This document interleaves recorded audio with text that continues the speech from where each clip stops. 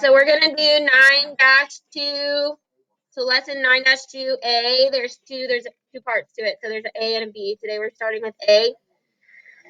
This is starting to get into actually finding solutions to these equations. Instead of just getting the factors, we want to know what the answers are. So example 1, it says, how can you find the solutions of the equation x minus 9 times 2x plus 4 equals 0? This is called the zero product property.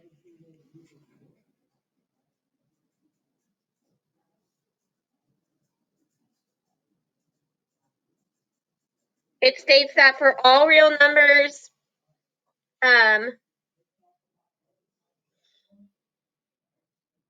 I just marked all that out. All real numbers, A and B, if A and B equals 0, if you multiply A and B and they equal 0, then either A equals 0 or B equals 0. So, long story short, you've got your factors. This is what we worked on just like 5 seconds ago when we went over those problems. You guys know how to get the factors because we just worked on that. You do the X factor method, you get your two factors. If they want the solutions to it, you set each of the factors equal to 0 and solve the equation. So you're going to have two problems here because you have two different factors. The first one will be x minus 9 equals 0. I don't need it to be in parentheses anymore because I'm solving it.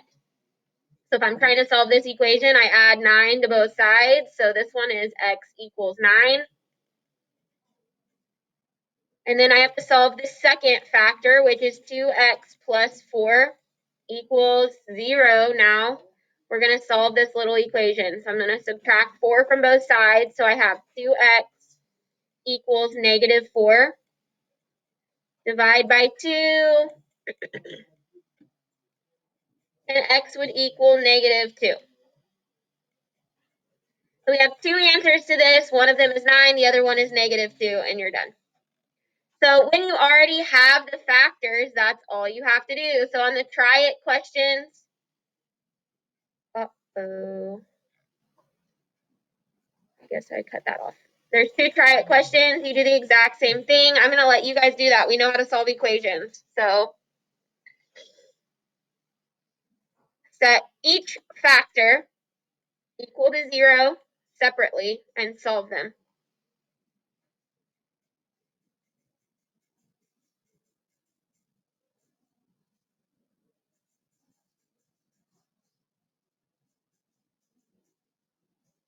This will also help you out because one of the 8th grade standards on the 8th grade math test is solving equations. So if we can remember how to solve equations like this, that will help you on the math test as well.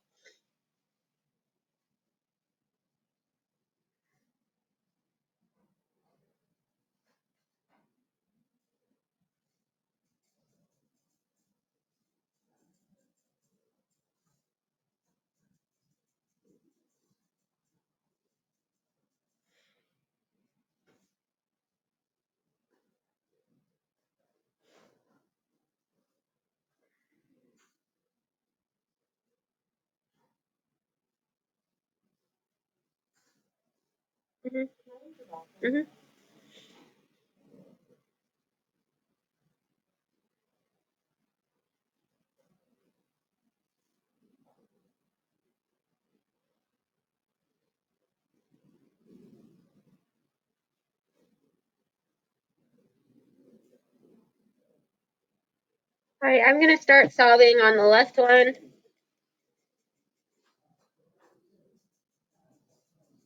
So one of your solutions on the first one is x equals 1/2. You wrote it as a decimal, that's fine. The second solution is x equals negative 3. When you subtract 3 on the other side, you have nothing else to do to that equation, so it's just x equals negative 3. So on the left, x equals 1/2 and x equals negative 3. On the right, x equals 5. You subtract 2 from both sides, so you've got 4x equals negative 2. When you divide by 4, you could say your answer is negative 2 over 4, but we know that that equals negative 1/2. So those are your two answers for the one on the right, 5 and negative 1/2. All right, moving on to example 2. How can you use factoring to solve x squared plus 9x equals negative 20? The first thing that you have to know is you can't have something on the left-hand side of your equal sign and the right-hand side of your equal sign. This negative 20, we need to do the opposite of that and move it back with the other two. So it's actually going to be x squared plus 9x. And when I move this little guy back over, it turns into positive 20. You have to be able to set it equal to 0, so you cannot have anything on this right side of your equal sign. Now I can do my little X factor method. It's on the front page, I think, isn't it? Oh.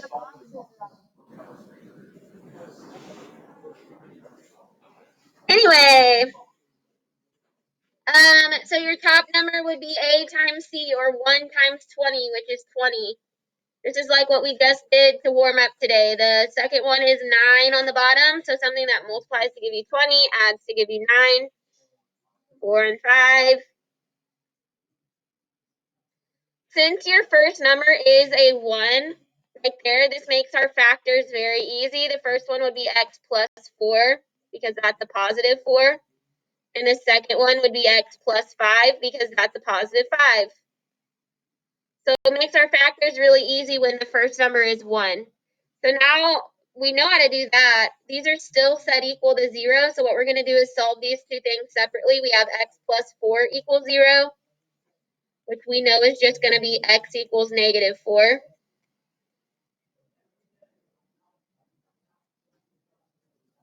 X plus 5 equals 0, which means x equals negative 5. So those are our two solutions. Let's go through the words that it's asking. Write the equation in standard form. That's just the way they tell you to move that negative 20 over. Use the x factor puzzle to factor the equation, set them equal to 0, use the zero product property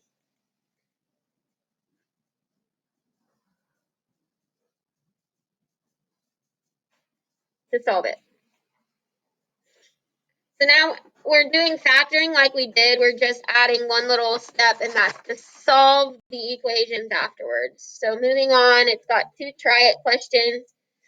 The first one is already in standard form, so you don't have to move anything over because it's set equal to 0. So the first thing you would do on this one is just your puzzle. Something that multiplies to give you 64, but adds to give you 16, 8, and 8. So since the first number is 1, you don't have to do the box method or the other method to get your factors. You just say, okay, I have x plus 8. And then the other one is also x plus 8. So we know that our factors are exactly the same. You don't have to do that twice. We know what the answer is going to be. There's no point in writing that answer 2 times because it's the same number. So the answer is x equals negative 8. And I know that because I can set x plus 8 equal to 0. And when I do that, I get x equals negative 8. There's only one answer because they have the same factors. On the second try it question, this is not written in standard form because the 5 is on the wrong side, so we have to fix that first. So it would be minus 5 over here. You do the opposite if you're trying to move things from one side of the equation to the other, and then you'll set it equal to 0. We want to do the puzzle. This time we do not have a 1 as the first number, so we have to take A times C, 2 times negative 5, for our top number, which is negative 10, and our middle number is 3. So something that multiplies to give you negative 10 and adds to give me 3. There you go. At this point, though, since that first number is not 1, we have to either do the box method, which I prefer, or the other method. Does not matter which method you choose to me at all, as long as you figure out a way to do these. So the first box is going to be 2x squared. Then I have to pick my puzzle pieces. It really doesn't matter which one goes where because it's going to catch them all. So I'm going to put 5x here and negative 2x at the top. If you did the opposite, that's fine. Just know that your GCF question will be a little different than mine. Your last number would be the negative 5 down here. So now I'm working on a GCF. I'm going to start with 2x squared and negative 2x. That would just be 2x. Between 5x and negative 5, that would just be a 5. Between 2x squared and 5x, that's just x, or you could say 1x. And between negative 2x and negative 5, that's going to be a negative 1. I know that's negative 1 because that number at the top is negative. So the first number that you're looking at is negative. That's how you know. So we should have 2x plus 5. We are going to set that equal to 0 because I know we have to solve this. And then the other one is just x minus 1. That one's easy. We can figure that one out without having to do an equation. So one of our answers is 1. For our other answer, we have to subtract 5 from both sides. So you've got 2x equals negative 5. Then you need to divide that by 2. You can either leave it as a fraction or actually divide that, whichever you prefer. It would be negative 2.5.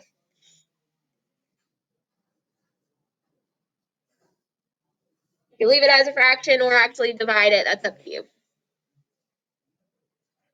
Last question that we're going to do today is a word problem. Example 3.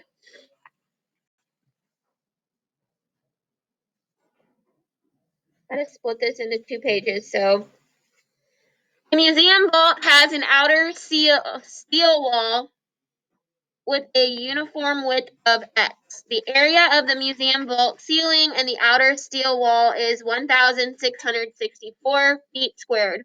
What is the width of the outer steel wall? They give you a picture to help you understand what they're talking about. It says write an equation to represent the area of the vault. Okay. We have to do some factors here. We know that the area is 1664. If you look, this picture is kind of hard to see, but we have to find the area of the whole entire thing. I need to see if I put a better picture of this. Nope. Okay. So the outer steel wall, they tell us that has a width of x. That's what they give us right here. So on this side right here, if we're trying to find this whole piece, hopefully you can see what I'm looking at. We know that this side is x. We know that the middle piece is 20. And we know that there has to be another x for this piece right here. So that side is x plus 20 plus x. Which reduces to what? What's x plus x? Yeah, so that side is 2x plus 20. Now we're going to focus on this side. We have an x right here, so we know this right here is x. We know this right here is 40, and we know this right here is x as well. So that would be 2x plus 40 on this side. We also know that the area is 1,664. So now it asks us to simplify the equation. I am going to try my best, but I am going to actually do all this down below because I don't have very much room here. We need to distribute. We need to take 2x times 2x, which is 4x squared. We need to take 2x times 40. That would be 80x. We need to take 20 times 2x, which would be 40x.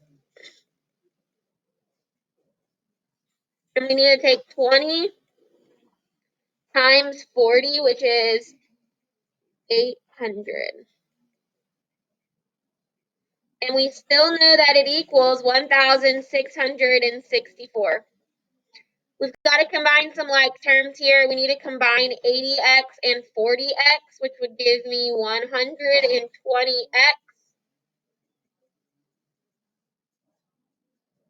And I'm going to subtract this and move it to the other side. So if you have a calculator, go ahead and take 800 minus 1664.